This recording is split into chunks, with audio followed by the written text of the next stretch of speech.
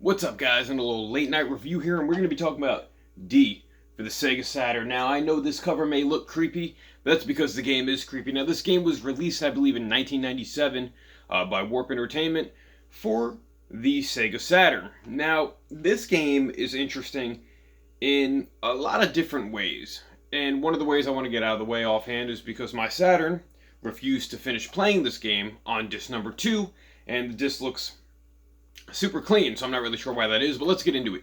D is only about a 2-hour game, and when I say that, I mean you only have 2 hours to beat the game before you lose. Now, this game isn't an action game. It's actually kind of like a cinematic point-and-click adventure to an extent where, you're in a first-person perspective. You're going around this haunted hospital that's in like an alternative universe, but at the same time, you have to, get different items, kind of solve all these puzzles to progress through the game. Now, the game uses really weird, like early 3D CGI graphics, and to its benefit, it doesn't look terrible if playing on the right settings on a modern TV. It definitely looks dated.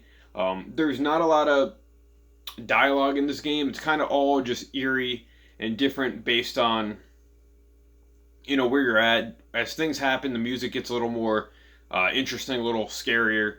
But overall, this game is very interesting for the fact that it makes you think, and the fact that you're working under a time limit definitely makes you kind of feel a little rushed and a little anxious if you're one of those people that don't do good under time pressure.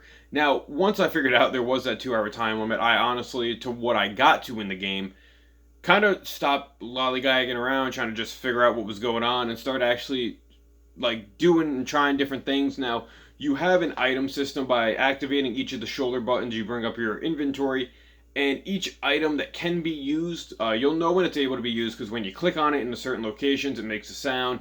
It activates a little cutscene. You can also collect beetles in this game, which activate flashbacks that kind of put the game a little more together. But to me, because there really wasn't any dialogue, I never really understood why I was where I was in this game, to the point like where in the beginning of the game it shows your character Laura going up like some stairs, and then you just kind of get sucked into this alternative universe, and none of it really makes any sense. And I'm guessing your father's the bad guy in this game because he appears at different points as like a talking head type thing.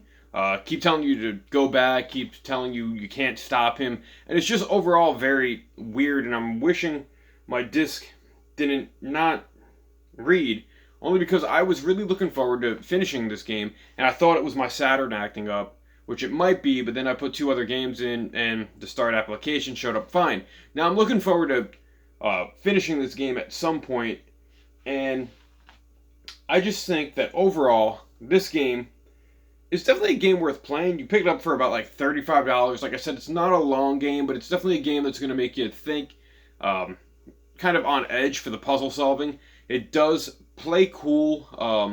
It kind of has tank controls where you have to like move forward, then you have to turn to face in the other directions. Like it's not free roaming to that extent, which is a little bit of a downfall, but it's released in 1997. It kind of makes sense for that time period. And overall, I think it is one of the cooler, more eerie games for the Saturn, especially because of its cinematic kind of digitized graphics look.